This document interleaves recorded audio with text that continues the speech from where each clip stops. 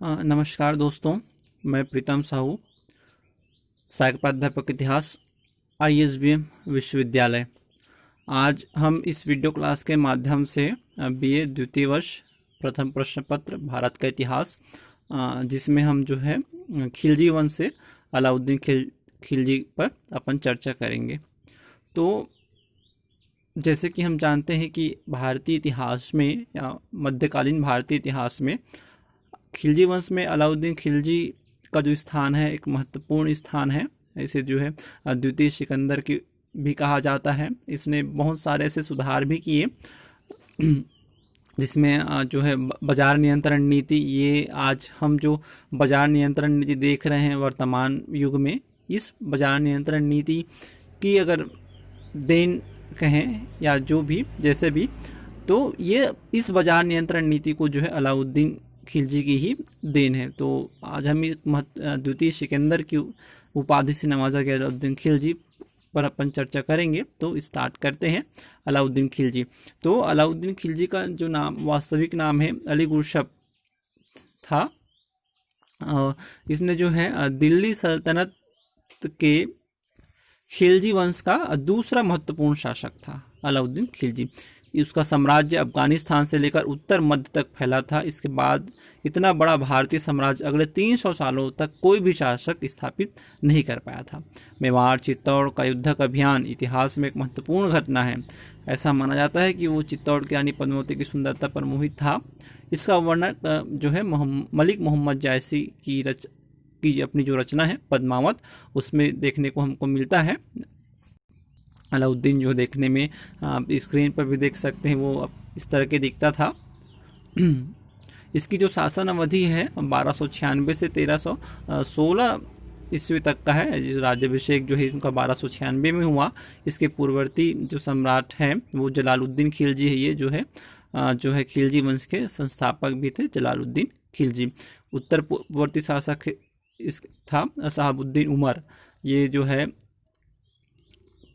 अवध के राज्यपाल के रूप में भी कार्य किया है। 1296 में कड़क का राज्यपाल भी रहा। 1291 से 1296 तक यहाँ एक पूर्ववर्ती शासक थे मलिक छज्जू। उत्तर पूर्वी था अलाउल मुल्क भी था। इसे अमीर तुजुक के कार्यकाल से भी नवाजा गया है। इसमें 1290 से 91 तक है। इसका जो जन्म है 1266 में हुआ था। इसका निधन दिल्ली में हुआ है। समाधि दिल्ली पे है। जीवन या इनकी जो विवाह हुआ था मलिका ए जहाँ जो जलालुद्दीन की बेटी थी। दूसरा जो है महरू अल्प खां की बहन थी। कमला देवी कर्ण की पूर्व पत्नी थी। मतलब इसने 3 जो है विवाह किए थे। संतान जो है खिजर खां हैं, शादी खां हैं, कुतुबुद्दीन मुबारक शाह है, साहिबुद्दीन उमर है। इसका शासनावधि नाम है अलाउद्दीन वाद-दीन मोहम्मद शाह उश सुल्तान। ये जो है खिलजी राजवंश से संबंधित थे। पिता थे साहबुद्दीन मसूद, सुन्नी धर्म के मानते थे ये। इसके समय में जो है ये स्क्रीन पर देख सकते हैं जो अलाउद्दीन का पूरा जो शासन अवधि है, साम्राज्य भी है, ये जो ग्रीन कलर पे दिख रहा है आपको, ये पूरा उसका शासन है, जो साम्राज्य है, ऐसी मायापन बोल सकते हैं। तो इसके समय में जो है उत्तर पूर्व में मंगोल आक्रमण हुए। उसका डटकर सामना किया। अलाउद्दीन के बचपन का नाम अली गुरशब था। जलालुद्दीन खिलजी के तख्त पर बैठने के बाद उसे अमीर तुजुक का पद मिला। मल्लुक छज्जू के विद्रोह को दबाने में इसने एक महत्वपूर्ण भूमिका निभाई।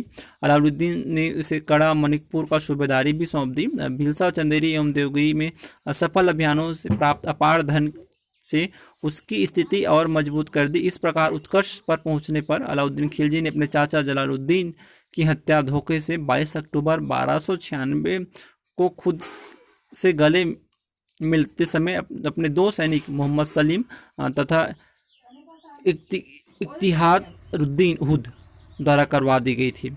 इस प्रकार उसने अपने सगे चाचा को उसे अपने औलाद की भांति प्रेम करता था के साथ विश्वासघात कर खुद को सुल्तान घोषित कर दिया और दिल्ली में स्थित बलबन के लाल महल में अपना राज्याभिषेक 22 अक्टूबर 1296 को संपन्न करवाया।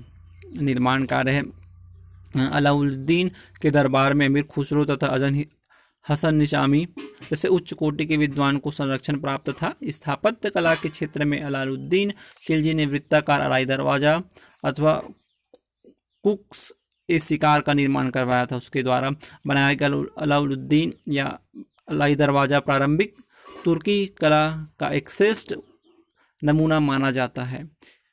इसने सीरी के किले हजारखंबा महल का भी निर्माण करवाया था। इसकी शासन व्यवस्था में जिसमें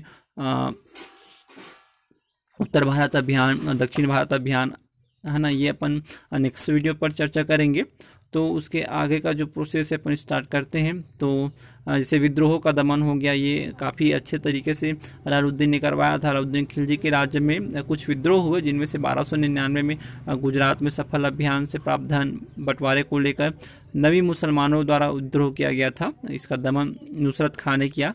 दूसरा विद्रोह अलाउद्दीन के भतीजे अकद खान द्वारा किया गया था। अपने मुगल मुसलमानों के सहयोग से उसने अलाउद्दीन पर प्राणघातक हमला किया, जिसके बदले में उसे पकड़कर मार दिया गया। जो विद्रोह हुआ था अलाउद्दीन की बहन के लड़के मलिक उमर एवं मंगू खान ने किया।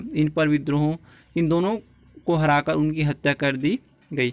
चौथा विद्रोह हुआ था दिल्ली में हाजी मौला द्वारा किया गया था, जिसका दमन सरकार अमीउद्दीन ने किया था। इस प्रकार इन सभी विद्रोहों को सफलतापूर्वक दबाने में अलाउद्दीन जो है सफल हुआ था। अलाउद्दीन ने तुर्क अमीरों द्वारा किए गए जाने वाले विद्रोहों के कारणों का अध्ययन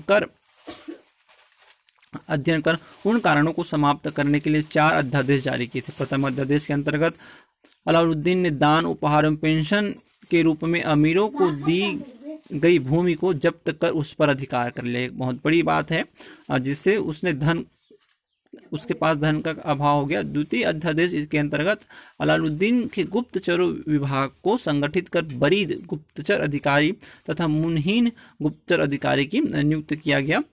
तृतीय अध्यादेश के अंतर्गत अलाउद्दीन जो है खिलजी ने मद्य निषेध, भांग खाने एवं जुआ खेलने पर प्रतिबंध भी लगा दिया था। चौथे अध्यादेश के अंतर्गत अलाउद्दीन ने अमीरों के पास में जो है मेल जोल, सार्वजनिक समारोह, वैज्ञानिक या वैवाहिक संबंधों पर जो इसने प्रतिबंध लगा दिया था, सुल्तान द्वारा लगाया गया। चारों अध्यादेश पूर्णतः सफल रहे। अलाउद्दीन ने खूतों, मुकदमों आदि हिंदू लगान अधिकारियों के विशेष अधिकार को भी समाप्त कर दिया गया।